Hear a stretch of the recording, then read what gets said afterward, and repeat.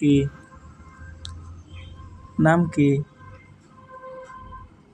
নাম কি? নাম কি? জান্নাত বাড়ি কই?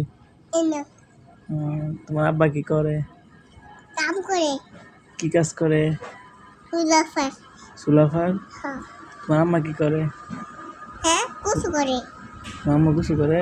হ্যাঁ তুমি খাইছো? ও কি দেখাইছো? আলু দে আলু দেখাইছো?